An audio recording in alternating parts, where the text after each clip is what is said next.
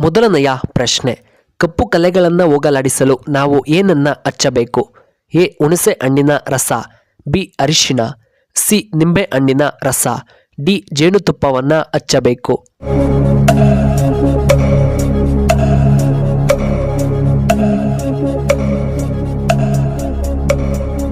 ಇದಕ್ಕೆ ಸರಿಯಾದ ಉತ್ತರ ಆಪ್ಷನ್ ಎ. ಹುಣಸೆ ಹಣ್ಣಿನ ರಸ.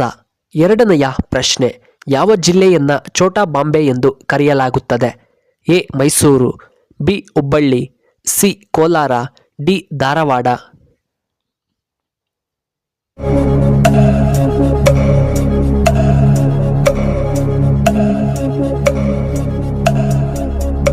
ಇದಕ್ಕೆ ಸರಿಯಾದ ಉತ್ತರ ಆಪ್ಷನ್ ಬಿ. ಹುಬ್ಬಳ್ಳಿಯನ್ನ.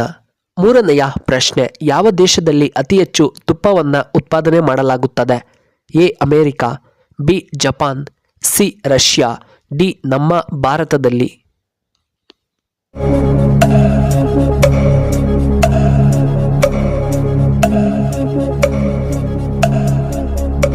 ಇದಕ್ಕೆ ಸರಿಯಾದ ಉತ್ತರ ಆಪ್ಷನ್ ಡಿ. ಭಾರತದಲ್ಲಿ. ನಾಲ್ಕನೆಯ ಪ್ರಶ್ನೆ, ಸಿಹಿಯನ್ನು ಇಷ್ಟಪಡುವಂತಹ ಪ್ರಾಣಿ ಯಾವುದು? ಎ. ಹಸು, ಬಿ. ಬೆಕ್ಕು, ಸಿ. ಮೇಕೆ, ಡಿ. ನಾಯಿ.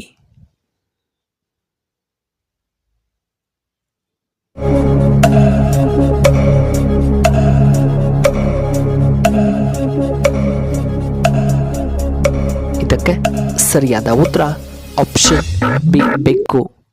ಐದನೆಯ ಪ್ರಶ್ನೆ, ದೇಹವನ್ನು ತಂಪಾಗಿಸಲು ಯಾವ ಹಣ್ಣನ್ನು ನಾವು ತಿನ್ನಬೇಕು?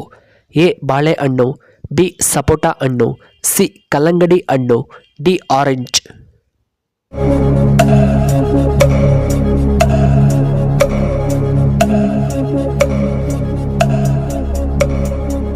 ಇದಕ್ಕೆ ಸರಿಯಾದ ಉತ್ತರ ಆಪ್ಷನ್ ಸಿ. ಕಲ್ಲಂಗಡಿ ಹಣ್ಣು. ಆರನೆಯ ಪ್ರಶ್ನೆ, ಯಾವ ಪ್ರಾಣಿಯನ್ನ ಮರುಭೂಮಿಯ ಹಡಗು ಎಂದು ಕರೆಯುತ್ತಾರೆ? ಎ. ಆಮೆ, ಬಿ. ಕುದುರೆ, ಸಿ. ಒಂಟೆ, ಡಿ. ನಾಯಿ.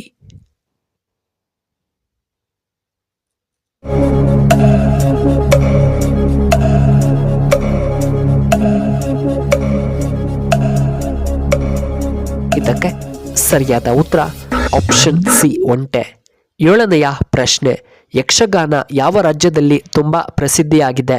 ಎ. ಕರ್ನಾಟಕದಲ್ಲಿ, ಬಿ. ಕೇರಳದಲ್ಲಿ, ಸಿ. ಅಸ್ಸಾಂನಲ್ಲಿ, ಡಿ. ಆಂಧ್ರ ಪ್ರದೇಶದಲ್ಲಿ.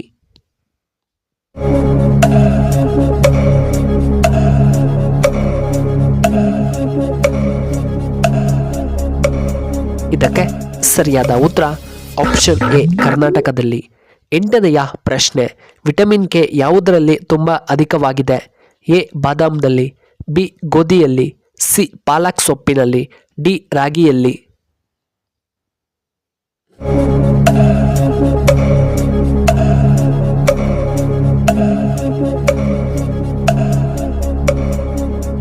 ಇದಕ್ಕೆ ಸರಿಯಾದ ಉತ್ತರ ಆಪ್ಷನ್ ಸಿ. ಪಾಲಕ್ ಸೊಪ್ಪಿನಲ್ಲಿ. ಒಂಬತ್ತನೆಯ ಪ್ರಶ್ನೆ, ಯಾವ ಹಣ್ಣು ನಮ್ಮ ದೇಹಕ್ಕೆ ಹೆಚ್ಚು ಶಕ್ತಿಯನ್ನ ನೀಡುತ್ತದೆ? ಎ. ಮಾವಿನ ಹಣ್ಣು, ಬಿ. Apple, C. ದ್ರಾಕ್ಷಿ, ಡಿ. ಆರೆಂಜ್.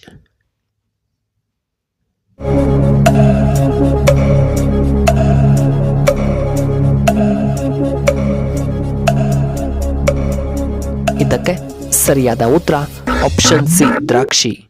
ಹತ್ತನೆಯ ಪ್ರಶ್ನೆ, ಭವಿಷ್ಯದ ಇಂಧನ ಯಾವುದು? ಎ. ಜೈವಿಕ ಇಂಧನ, ಬಿ. ವಿದ್ಯುತ್, ಸಿ. ಕಲ್ಲಿದ್ದಲು, ಡಿ. ಸೋಲಾರ್.